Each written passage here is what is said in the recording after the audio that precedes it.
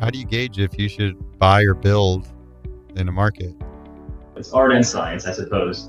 I think one of it, at the top level, it's sort of a new or existing market. I think if it's a totally new market, like a new state, acquisition is probably better, particularly if you can buy a few clinics. It's a pretty big risk building your own location in a brand new market where you have no brand awareness, you don't really know the patients. There's just a risk that they may not come as much. Whereas if you start with something, you're sort of de-risking. If you're in your hometown strongest market, it probably makes more sense to build and an adjacency, the next town over. You sort of, there's not a lot of risk associated with that. You can share providers, you can share staff. You already have sort of the operational framework, the regional managers. There's a lot of advantages to that.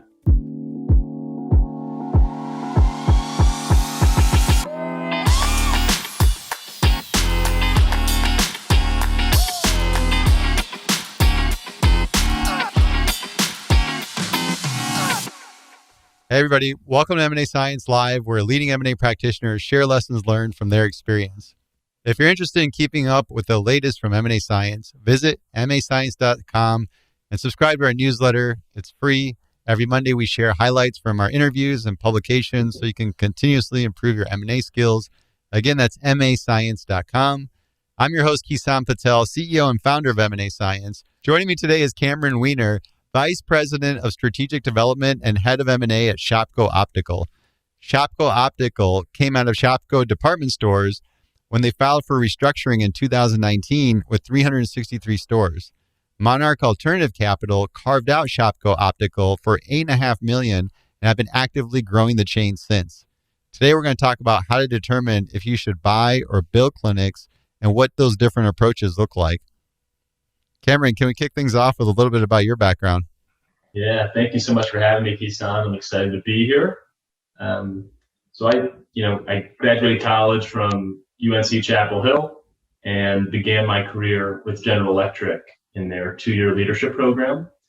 Sort of management consulting-esque in nature, where you go across 4 different rotations, across different businesses and functions, and you get the lay of the land and what you might want to do in your career. After rolling off that program, I joined GE's corporate M&A team as an associate at their headquarters in Boston, and got the chance to work on a lot of sell-side divestiture type works. GE was going through a lot of restructuring at that time, and so most of the deals were multi-billion-dollar divisional carve-outs, really across industrials, healthcare, a little bit of financial services. But I wanted to get some more buy-side experience, learn a little bit more about how to be an investor. And so I joined a healthcare private equity firm called Bell Health in New York City. $500 million under management, lower middle market. So sort of focusing on small businesses with maybe 2 to 10 million EBITDA across predominantly healthcare services. So invest in things like dermatology, home health, lab, pharmacy, healthcare staffing. It's a couple manufacturing businesses as well, but really mostly healthcare services. And after that, I joined Aspen Dental, which is really one of the world's leading retail healthcare businesses. They've got around 1,100 clinics across 4 verticals, mostly dental, then urgent care, dental implants, and medical aesthetics. So 4 separately branded portfolio companies, if you will. And then I got the opportunity to lead M&A for Shopko Optical. We now have 111 freestanding optical clinics. I think we're, give or take, the 15th largest out there. And I'm incredibly excited to join the team. I've been here for now about 100 days. We've got our first LOI signed. I think we're getting very close to a second LOI signed. And I'm really loving the role. So that's a little bit about me. What's it like going from GE M&A to now roll up at Shopko? Yeah, it's different, quite different. At GE, the M&A team was probably 100 people, all think, because every vertical had one: aviation, healthcare, power, capital. Each of the verticals at GE had their own M&A team. And then also there was a corporate M&A team where I sat, and all in all, probably 100-person teams, pretty top heavy, a lot of managing directors and whatnot. And we were also only really doing sell sides while I was there, just because, we're sort of trying to clean up the balance sheet. It wasn't an active investment type environment. And, now I'm, building this function from scratch. Shopgo has gone to 111 clinics, purely organic growth. They've built all their clinics before I joined.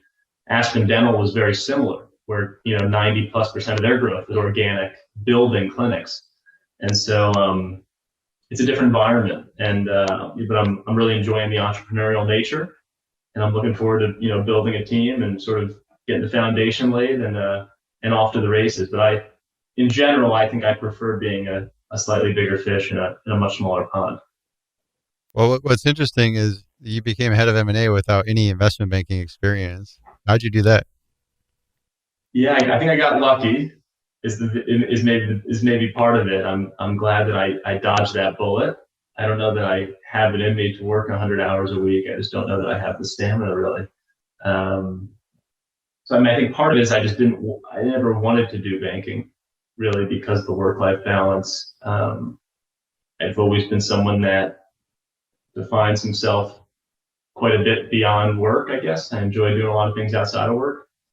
And I think a lot of it really had to do with interpersonal skills, I guess I would say, because coming out of GE, I had some M&A experience, worked on some very large deals, but was way behind technically compared to your average investment banker or consultant in terms of building LBOs or being able to build a perfect model in 30 minutes and sort of all the classic technical tests. I was a good bit behind, but I think one thing that GE did really well was leadership skills, project management, how to run a process. There's GE's leadership program is really quite a bit about soft skills, and I think within a PE environment, and then eventually going to Shopgo, but getting my foot in the door at a PE firm was really selling my ability, I guess, to be a jack of all trades. Someone who would love originating, the relationship management side of the house, which I think a lot of folks are not interested in. I think it depends on the firm, but sometimes the relationship side I think can be fairly undervalued. I mean, originating is right up there for the most important pillar of a PE firm. And so I think it came from that. And, it was a willingness to knock on doors. I applied to a lot of PE firms. I put myself out there quite a bit, just, sending sort of cold messages to folks on LinkedIn, trying to get a conversation. I got to give a shout out to my main man, Paul Barrett, who took a shot on me at Bell Health, and who now is the founder and managing partner of Argosy Healthcare Partners, who's building something really differentiated there. And would love to talk about that for a few minutes if we have some time. But I think one of the themes of this podcast is about relationships, really. I think truly trying to connect with folks, whether that's a founder, a banker, a broker, leaning into the human side and connecting with people in a more authentic, deeper way, goes a very long way. Whether you're originating or you're trying to join a PE firm, I think the human side is, it's paramount. You're right. The people skills have substantially more value in the end of the day when we're putting deals together. Let's chat about that. Let's talk about origination and how do you approach originating deals? Yeah, I appreciate that. And, again, I learned so much of it from Paul, who had really built an origination engine at Bell Health. So I got to give him a lot of credit. But I would say, we think of origination as three pillars. There's sort of the classic intermediary bucket. Most people think of that as investment bankers. Depending on where you play in the market, buy-side brokers or sell-side brokers, which are just, sort of like little boutique banks that are less competitive. They might represent a single clinic that sells for $500,000. So, way below the average bank threshold. A lot of value in intermediaries, developing those relationships. Events. So things like conferences, ACG was a big circuit. Blackmore Partners has an interesting approach, sort of events that bring together founders and investors, and of course direct outreach. And so I've had a lot of success with a system called Source Scrub, which is an M&A origination tool. It's got great data. setting out email blasts through things like Mail Merge or Salesforce if you're more sophisticated. I've never been a big fan of just cold calling. I haven't really done it at all in my career, but I think there's a lot of value to pounding the pavement. I would say that one thing that I've seen that's has a lot of success that's probably underutilized is buy-side brokers, where you can you sign a success fee agreement where essentially if they bring you something and if you close a deal with them, then you pay them some agreed upon fee percent. And just by the nature of that, it's a win-win. And I think if you can find 3 or 5 or 10 of those guys or gals that you connect with and they do a great job, they can sort of be your outsourced origination team. And it's more scalable. If you're trying to lead deals and lead diligence and execution, it's hard to do sort of the development work up front. I mean, I love getting on the phone or meeting with a founder and sort of pitching them, but finding founders that are interested is a lot of work, and it's great if you can outsource that one way or another. It's like hiring, use some recruiting services and try to get the process going faster.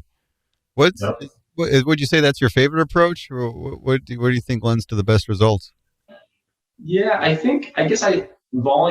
probably volume wise, have the most success with buy side brokers. I mean, it's also because where I play in the market. GE is probably going to use buy side brokers less because they're looking at massive deals, but your average PE firm doing a roll up, or the buy and builds that are happening in retail health and healthcare services, where you've got a strong platform and then you're trying to do a lot of small deals where they might be single clinics or 2-3 clinics.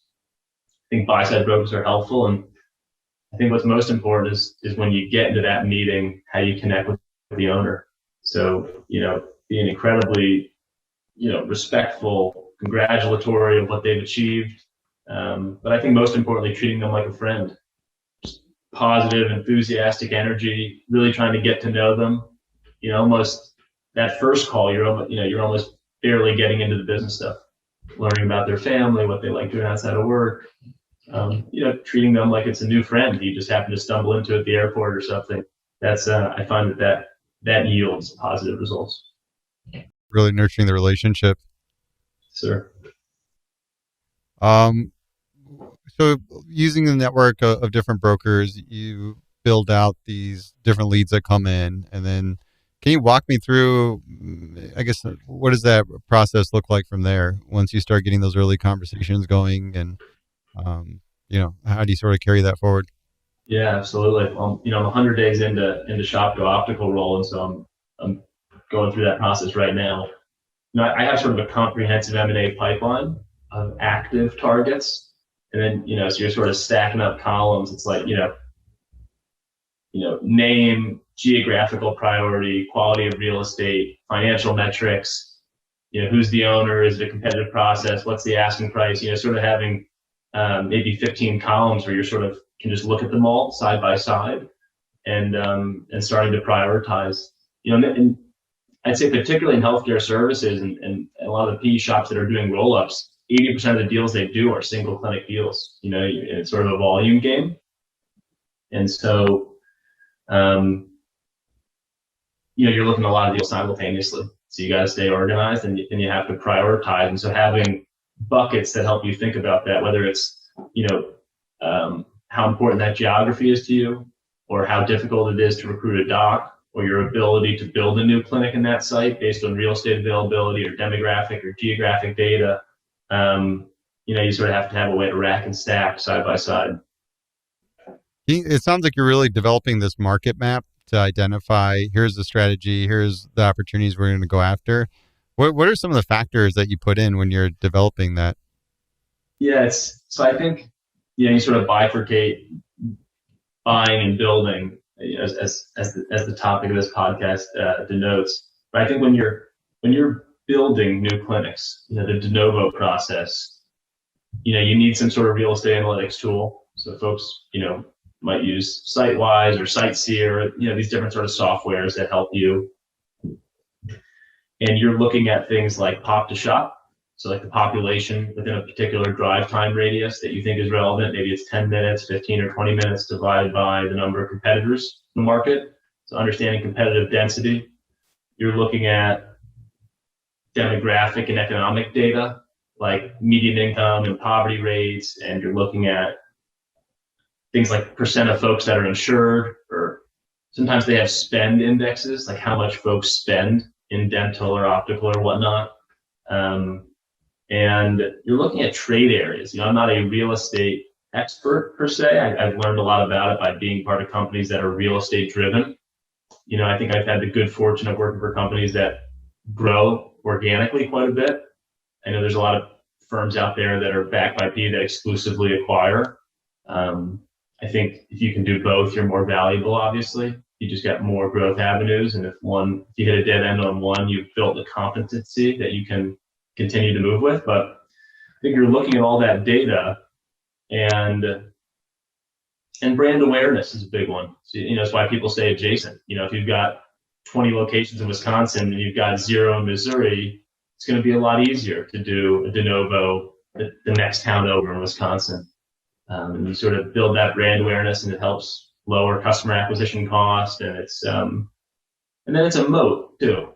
I think it's harder to come in when you have density like that, of course. But I guess, and then on the acquisition side, it's a little bit what I talked about. I think you're looking at the cultural fit, you're looking at financials, you're looking at the willingness of the doctor or the owner to stay on, at least for a transitionary period.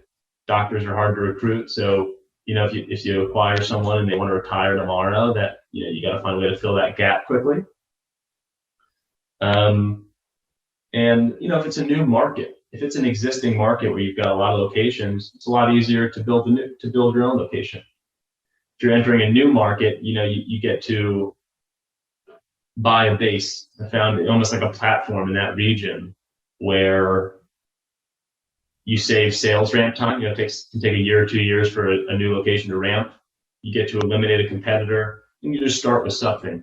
And hopefully you start with a couple of doctors as well. I'm curious on those new builds, because I spent a few years doing retail leasing. Did you ever see a pattern of, hey, there's a certain grocery store chain that it tends to be in the proximity, or a Starbucks or a Walgreens or something like that? Absolutely. It's a huge component of real estate is anchoring yourself with the daily needs, as they say. And so a lot of the leading retail healthcare brands, they want to be on the outlot of the Walmart, the little freestanding location up front. So every person that's driving to the Walmart sees your location. You're getting free drive-by. You're getting free marketing, if you will. Or if it's not the Walmart, it's the local grocer. And then, the quality of your co-tenants, like you just alluded to, it's a lot better to if you're in a little strip on the outlot of a Walmart, you'd much rather be next to a Starbucks than a dying family video. I know you touched on some of this stuff, but how do you gauge if you should buy or build in a market? Yeah, I think it's more art than it's art and science, I suppose. I think one of it at the top level, it's sort of a new or existing market. I think if it's a totally new market, like a new state, acquisition is probably better, particularly if you can buy a few clinics, right? Because it's a pretty big risk building your own location in a brand new market where you have no brand awareness, you don't really know the patients. There's just a risk that they may not come as much. Whereas if you start with something, you're sort of de-risking. If you're in your hometown strongest market, it probably makes more sense to build and an adjacency, the next town over, because you sort of, there's not a lot of risk associated with that. You can share providers, you can share staff. You already have sort of the operational framework, the regional managers. There's a lot of advantages to that. But then I guess, if it's not on one of those ends of the spectrum, if it's more in the gray, I think, you have to look at both. You can always build is one thing, right? You always have the choice to be able to build. You can't always acquire. There might be 5 owners in town and all 5 of them have absolutely zero interest in selling. So you can't always acquire in a given town, obviously. You can always build. Doesn't mean it's a good idea to build, but you do always have that choice. And so I guess it's vetting both, and sometimes they're not mutually exclusive, right? Maybe you find a clinic where the doc wants to retire where the quality of the real estate is quite low, and you sort of acquire it and then tuck it into a de novo. You sort of tuck them into your real estate, but you're starting with that foundation of patient files with some of the support staff, and you build it, very close by to the old clinic, and you have the doctor reach out to his patients and sort of have a continuity plan with marketing and whatnot. So Yeah, it's interesting how you essentially think of the platform and add-on model within your portfolio as you yeah, test those markets. new markets. Yeah, I think for sure. I think there's a lot of truth to that. If there is no brand awareness, that's essentially what it is. Right. I'd like to go back to approaching the targets. When you do decide to acquire a clinic and hey, we're going to a new state, here's maybe a location or a small chain. Walk me through, like, how do you sort of engage and get that going? Yeah, and so I think the initial lead comes through either an intermediary, direct outreach, or an event. These days, events are a lot less, but the old days at Bell Health, we would go to a lot of conferences and meet folks that way. So I think once you have a foot in the door, even if they're not interested, and you're getting a chance to meet them over the, typically the first meeting's on the phone. My approach is I try to be, a personal, humanistic approach where the average owner of a small business, to me, doesn't care about which PE firm you're backed by, or how much capital you have, or what the EBIT of your business is, or your, trying to be accretive, buying things for 6x and then selling for 12x. It's just sort of not, it's not what they're interested in. I think I try to constantly put my mind in, if I was the owner and I started this business when I was 30 and today I'm 65 and this was my life's work and this is my baby and I've been living and breathing it for 35 years. What do I care about? I care about really connecting and trusting someone. And so that is the most important thing to me by far, is establishing that. I think too many people get into the business and the financial and the strategy when, they don't put the shoe on the other foot where, if this was their business for 35 years, what would they care about? And I think it's the connection and it's culture. Are you going to take care of, is this someone who's going to take care of my staff and my patients? Is this someone who I can trust with a transition like this? And so really sort of trying to treat them like a friend, be funny, be personable, listen. It's sort of the basics in a way. Yeah, I like how you take that approach to connect with them, to try to see things from their perspective, understand what's important to them. Can you walk me through an example? You got like a deal, you don't have to name a name, but just, I want like a real specific example, some maybe not familiar with this origination process or through that deal cycle. Like, can you share something like that? Yeah, sure.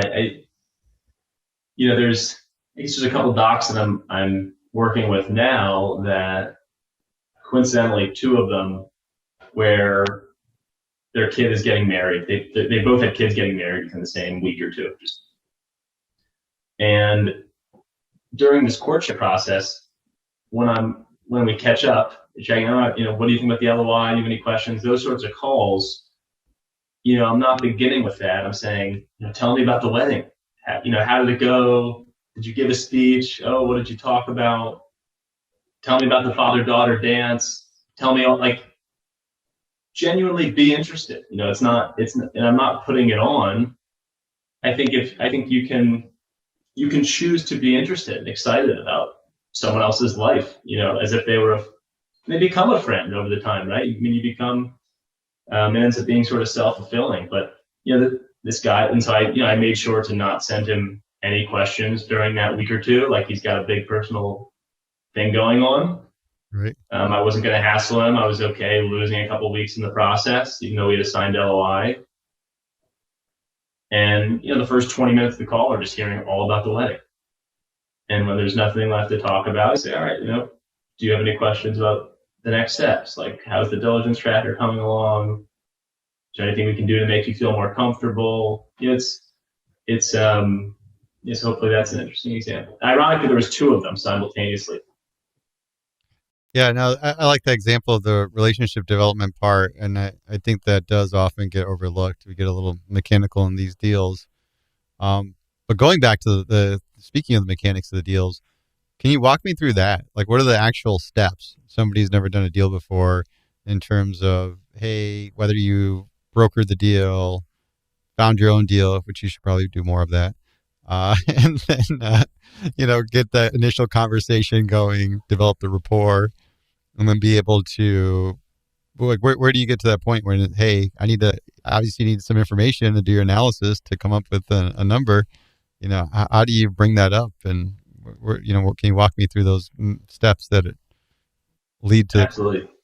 Absolutely, Kaisa. And so I would say a couple of things. I want to hit on a couple of things you said. One is,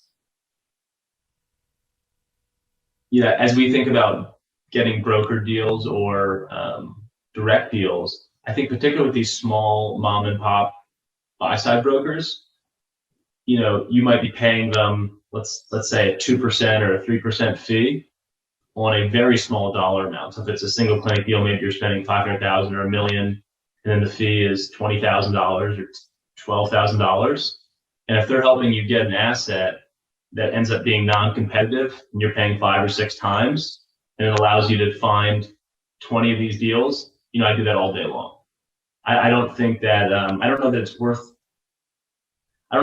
the time for me to be emailing all day, calling all day to try to find someone who's interested. I'm happy to pay an extra 2% if it's saving me a turn or two, not being a competitive process. So I'm just a big believer in working with buy-side brokers in that way. But in terms of getting folks interested in, moving them along into diligence, it always happens on the first call, but it's at the very end, right? So if it's a 30-minute hour call, right, we're getting to know each other for 80% of it, 90% of it even. There's 5 minutes left, and you say, all right, you built a rapport with this person, and they're hopefully feeling refreshed that this person was interested in them and not just getting right into it. And you say something along the lines of, I would just love the opportunity to present to you what a partnership with us might look like. And if you're not interested, then no harm, no foul. We can stay friends, stay in touch. We can see if there's ways we can help each other. But I just want to ask, I'll send you after this call, I'll send you an NDA, and I'll send you a list of 3 to 5 questions, things that you should all have off the shelf. And from there, we'll give you a preliminary offer. And at the very least, I hope it's an interesting process for you, where you'll get to see how someone like us values your business and how we might propose potential partnership.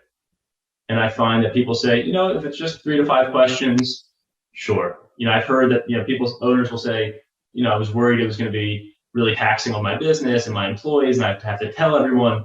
I think getting that, if you can reduce the amount of questions that you need to get to an LOI, even if the LOI is maybe arranged or something, that is going to remove obstacles. That's going to allow you to get more deals. Really simplify, like just what is the bare minimum that you need to get to an LOI? 3 years of P&L. Little more. That's always one of them. Get that checkbox out of the way, and then I guess, since I'm in healthcare, there's always some nuances that come with it. For one, these doctors are not businessmen, and so having to hold, that's one of the big differences. If you're buying a financial services business or something, these guys know all about EBITDA. They keep a really clean shop. There's a finance person there. A lot of these doctor businesses are super mom and pop. A lot of it's pen and paper. You're dealing with someone who's not a businessman, which is a lot different. There's more hand holding, and you have to be a little more patient. But financials, understanding revenue mix. So like in optical, what percent of that's coming from services and eye exams or lenses and frames and contacts? I think you just need a little bit of revenue detail. And are they willing to stay on and keep working for a little bit, at least for a transition, to allow us to find a new doc? Is their location owned or leased? If it is leased, can you send us the lease? And then just sort of like personal items running through, and or if they could just tell us the owner's compensation, just allow us to get to sort of an adjusted EBITDA. So sort of those 4 things might be what we would ask. to get this information, start reviewing it, model it out, get a sense of here's a price we're comfortable with. Is it a range or is it a target price right on the dot? Try to do a target price. I've never submitted a range, although I'm starting to think about that as an idea as well, because it would just allow me to submit sooner. Yeah. So then, But how do you present that offer? Are you here you go, here's an email, or let me get you on the phone and talk you through this? What does that look like? yeah, try to get them on the phone, but also send it via email. And maybe you have a call set up and you send it 10 minutes before the call and sort of walk them through it. What if they don't take your Uh, call? it happens sometimes. You know, particularly with doctor driven businesses, you got it. It's more of a long process. You just got to be patient with it. I think, honestly, I think even if someone doesn't want to sell, if you get to that point, if you get them past that point, they're very interested in seeing what the offer is, and they're excited. Even if they end up choosing not to sell, it might be their first time getting an offer like this. They've had this business for 30 years. It's really exciting for them. Do you get a lot of people that do that? I would be curious and hey, what's my business really worth? Let me get a free valuation at a Cameron. Do you get a lot of that? It definitely happens. It hasn't happened to me much, to be honest with you. It hasn't happened to me much. I know that it happens. I think it happens a lot to bankers. I've seen as well, where like, a bank is trying to win a mandate for a small little healthcare deal, and as in the process of trying to win that mandate, they'll do like an appraisal of the business, Yep. and then the people just take that appraisal and they don't sign the mandate. I've seen that happen quite a bit. Interesting. So we get this offer out there. We get them on the phone. Hey, let's review this, talk through it.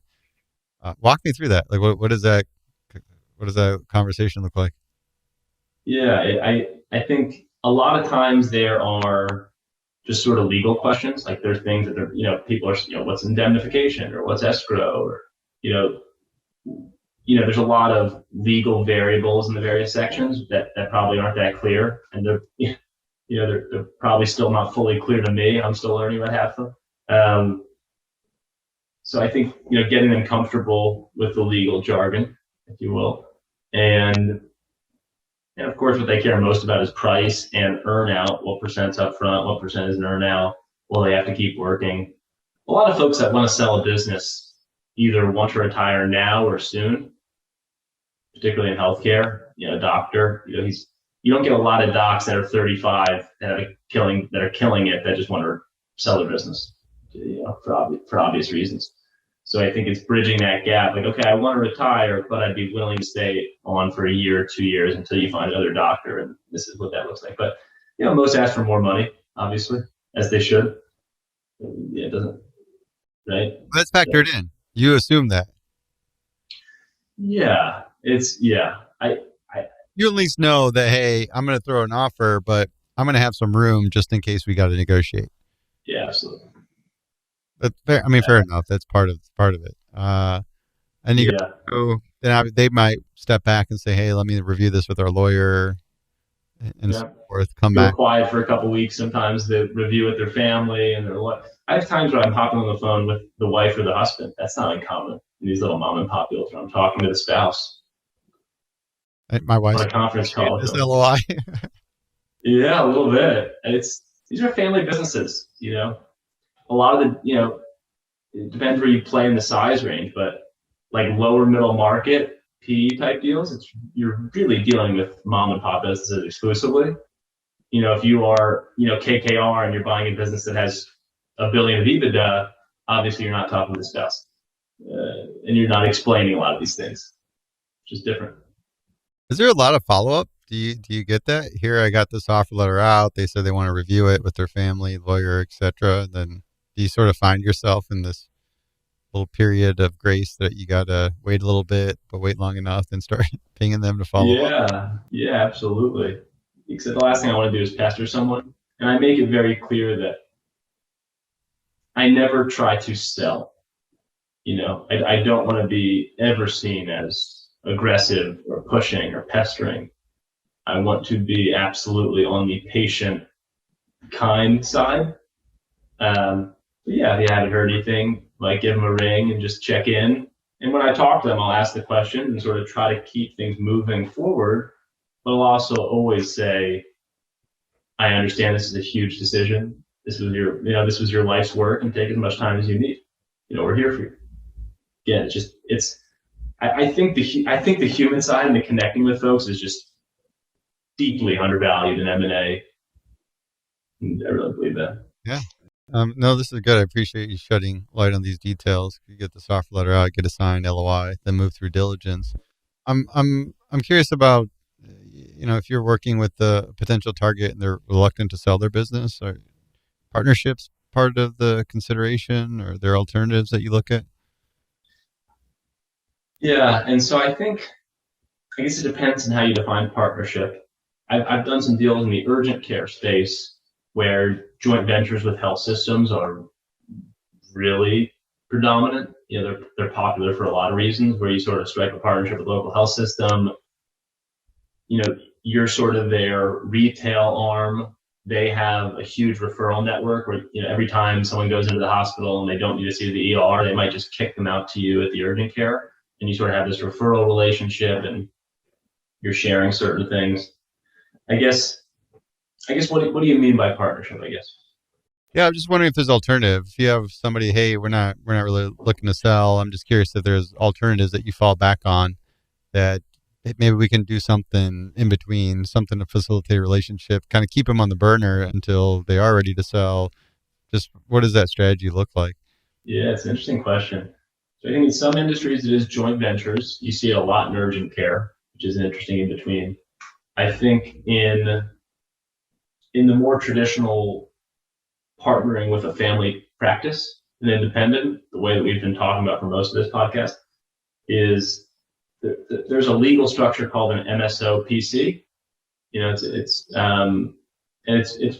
really prevalent in healthcare services. It sort of allows corporations to you sign a managed services agreement with a doctor. That doctor owns 100% of the PC, but the PC sort of rolls up to corporate through this managed services agreement, and they have a fee sharing arrangement, but that doctor still has a lot of autonomy and sort of ownership at the local legal entity level.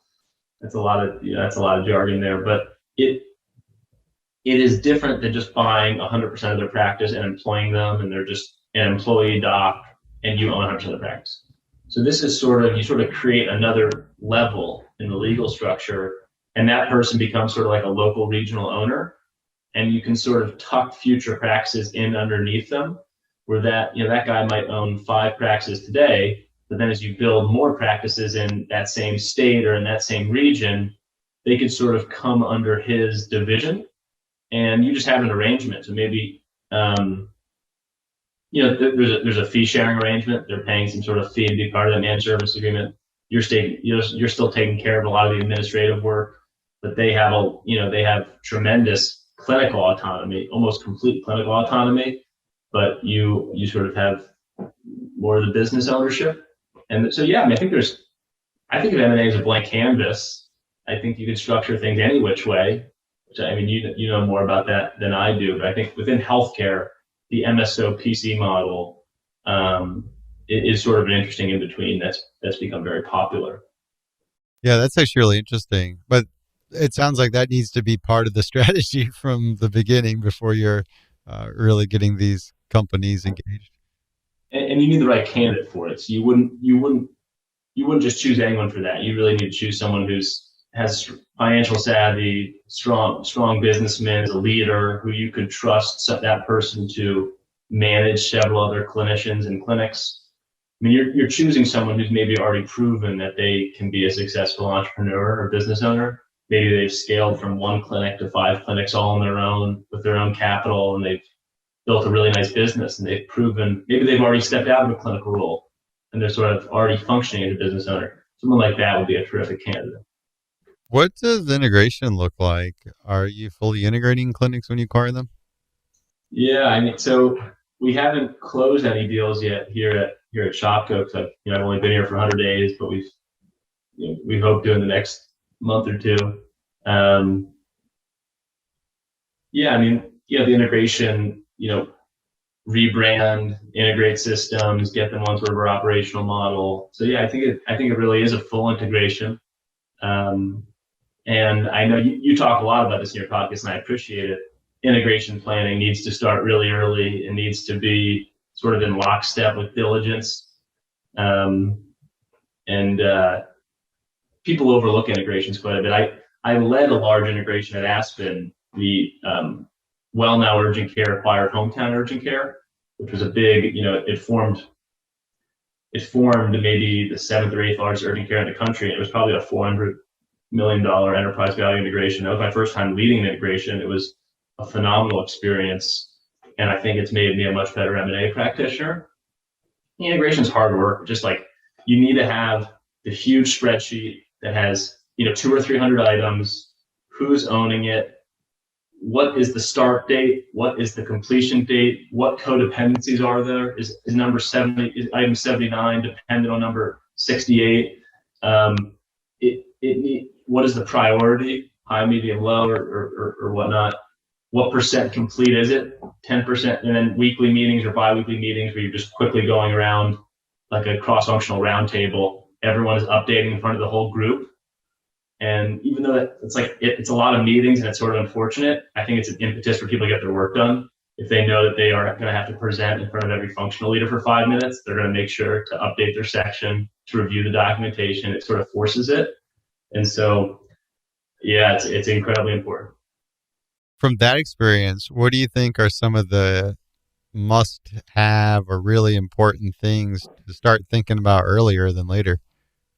I think at the highest level, you need a comprehensive integration plan. That's that's the document I just described. That needs to be completed, a couple of weeks before the deal closes. So everyone and their teams everyone has signed off on it. Everyone is ready to hit the ground running a week or 2 weeks before the deal closes. And then you're educating your teams and you start day one. And some things start before day one. If there's lead time to it, if you're going to if you're going to rebrand and flip the signs in the building, maybe you need to order those 3 weeks before closing. And so that's in the tracker too. The completion date might be day one for some of these activities. And so, but ultimately you have to empower folks and they have to realize that they are owning their functions. And that's why their name is on the tracker and they have to present in front of the leadership team. And you have to hold folks accountable and you sort of have to pester. It sounds like plan early, but also get alignment early. Oh, yeah. Absolutely. Any advice on that? Because I'm trying to imagine myself working in an organization and Cameron comes, knocks on my door and it's like, hey, we got this big integration we're doing. And I'm just like, go away. I don't want anything to do with it. Yeah. I think it's why you need this round table with all the leaders. So like you said, let's say you have a signed LOI and let's say the deal is going to close in 2 months and you call a meeting that's called integration planning and it has the leader of every function, maybe the CEO of the business too. And the 10 of you get in the meeting and you have the tracker skeleton that you share on the screen. It's just a skeleton. And you say, okay, we are closing this deal in 2 months. We need to complete this document in the next 6 or 7 weeks. This is the value to it. It's going to be what it's going to allow us to have a successful acquisition. And that's a weekly reoccurring meeting. All right. So, between the first meeting and the second meeting, please add your items. These are the 10 things my function needs to do. So it's, for real estate, it's flip the signs, do a site survey, look at their HVAC, change this, change that. You incorporate all that together. The next meeting, it's, sharing it, making sure you're not missing anything. People ask questions. And you just continue to iterate from there. So I think it can't be isolated and siloed the way you just described. You're not knocking on doors and saying, hey, can you do it? Everyone is there. The CEO is there. It would be awkward for that person if they showed up that week and 7 of the leaders of the company have their section filled out and they're presenting on updates and they said, oh, I just forgot to do that. It's not a good look. I like that. It sounds like transparency is instrumental to transparency is instrumental to getting alignment. I think so. Great example. Um, what's the hardest part of doing a deal? I think the hardest part is always the interpersonal and the personal side in one way or another. It's not going to be building the model or creating the integration planning doc. All these things are incredibly important. In one way or another, it's always the people. It's either, rallying, coordinating, whether it's, I guess in some way or another, I think selling in a business is emotional for people, for one thing. You get folks that are incredibly overwhelmed by diligence. I've been on calls where people are getting like choked up, or maybe feeling like diligence is overwhelming and they're struggling to run their business, and maybe their employee just quit and they're not very tech savvy and they're having a lot of trouble getting everything out of systems. And I think selling a business is emotional. I think it brings up a lot for people. So in one way or another, it's always personal, I think. And you're at the center of the cobweb, where the owner's talking to you, you're trying to get him or her what she wants and represent her. But your CEO might want something different, and one of the diligence leaders might want something different. And you're sort of the one brokering the compromise at the center, and you're representing someone else's story to someone else. So, the owner just said this, how can we help? Or, our head of operations just said this, how can we bridge that gap? So I think you have to really stay sort of low. You have to be like a calming influence on folks. You have to be positive and energetic, encourage people not to get stressed out, and be sort of a calming influence. And there's a lot of compromises. Therapy. Yeah, exactly. That's what we've got M&A Science for. For you, we're the therapists for the deal professionals. And exactly. You can write a book about that, I'm sure. You already have. You ever come across any interesting surprises during diligence? I feel like every industry has some shape or form, and I'm just curious what that looks like for you. Absolutely. Yeah. Two deals that fell together not fell together, they fell apart at Bell Health. One of them, billing and payers and reimbursement is obviously something that's unique to healthcare that you have to be aware of. And with one particular deal, I think we saw their reimbursement was very high. We thought there was maybe a risk of them upcoding or billing for a higher level of complexity. If it's a more complex visit, more dollars; less complex, less dollars. This person just seemed to have above average complexity consistently over the years. And they were sort of in a state that had regulations that allowed them to use lower level providers. Like maybe most 48 states, you have to use nurses for this procedure, but in this one state, you could use medical assistants. And so sort of a combination of, it was an exceptionally high margin business. And for those two reasons, and we sort of just said, it just feels like too much risk. We sort of walked away. What if the state regulation changes? What if they get dinged for upcoding? Sort of two issues there. Another one was related to shared services, which is a pretty interesting one. This business we thought had $4 million of EBITDA, and this guy was an entrepreneur who owned a few different businesses. And essentially, when the quality of earnings came back, it was like they had $2 million of EBITDA, because a lot of his corporate leadership team and some of his even mid to low level employees were shared amongst the different businesses. So it's like he was allocating their cost or their salary onto a different business, or sharing their cost. And he's dividing their salary between the four businesses he owned. And I don't think he was trying to do anything misleading per se. I think he said, they really do only spend 25% of their time in this business. We're like, well, we can't really invest in a platform where half your employees are part time. So that was an interesting one, where related to shared services and cost and allocation, it turned out that EBITDA was like 2 million instead of 4 million, and just couldn't really bridge the gap after that. Those are great examples. Are you doing QofEs on these smaller deals? Yeah, we are. It's not everyone does. That's been an interesting thing. I'll give a quick shout out to Elliot Holland of Guardian Due Diligence, who's been a tremendous resource, at least on the first one. He sort of has found an interesting spot in the market where so many QOVs start at 40 grand, and even for a $500,000 deal, to increase your purchase price by 8% for a QOV, maybe that doesn't make sense. And so he really focuses on, I think, sub $2 million deals, mom and pop. It's cheap. He has a cheaper service, but he does a really solid, comprehensive work. And he's a former PE guy. He was a CFO for a period of time. I think he was a consultant at Accenture. And so he sort of is honing in on these sort of small QOVs for small deals, which has been really interesting. I think it's important. I think if I had a big team and one of them did audit at EY, maybe I can just have them sort of do a bare bone QOV on their own, where you have them, doing sort of cash proofs and looking at trial balances and doing some cross checking to make sure you feel comfortable at EBITDA. But I don't have that. And these small little mom and pop businesses, there is a risk that things are just not accounted for properly.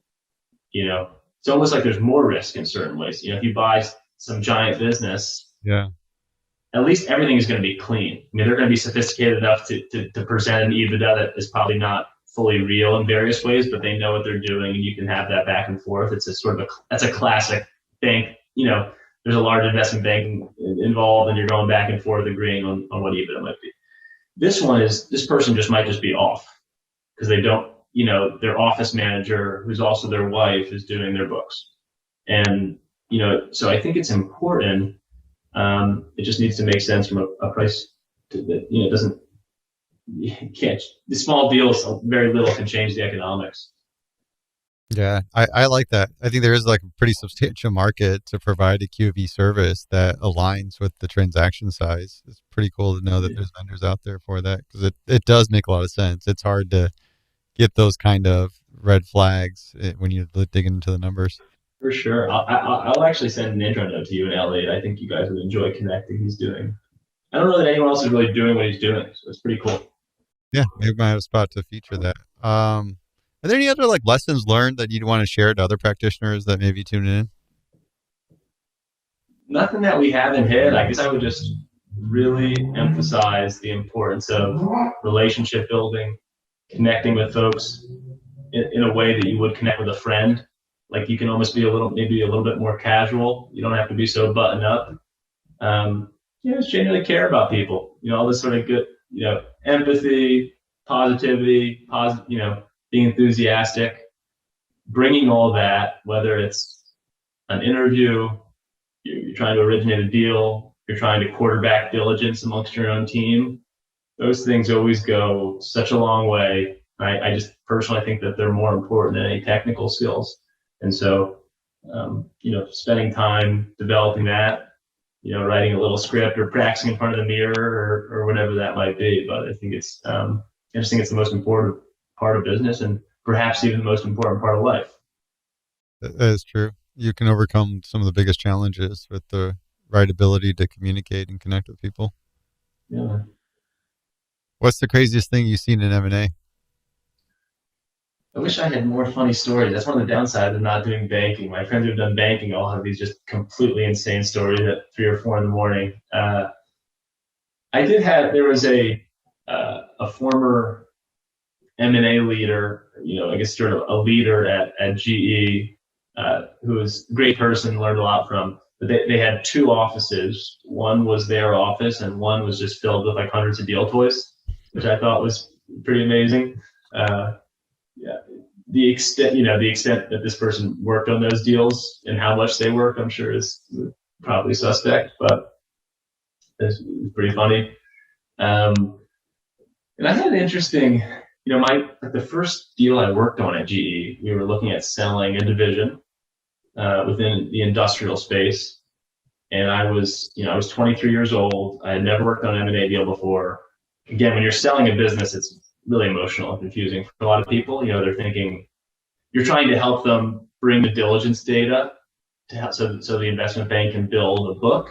And this person's like, why would I help you guys sell this business? Am I going to have a job? Am I going to get any, a lot of, it's, the incentives aren't really lined up sometimes, these big corporate divestitures, particularly for like a high mid-level manager who's not going to get any dollars from a transaction. And there's just like pure risk almost. There's almost no upside for that person. There's no guaranteed upside, I would say. I guess best case scenario, the business sells and they find themselves in a similar or maybe slightly higher role at at the next company.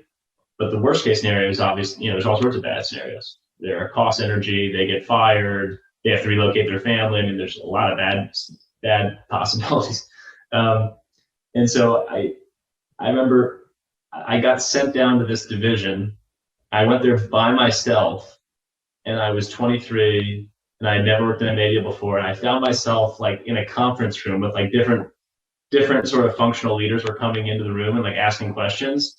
And I think they were very disappointed how young and green I was, and they were super emotional. Like one lady was sort of on the verge of crying, wondering if she's going to lose her job, and I think it was just a tactical error. I probably just shouldn't have been there.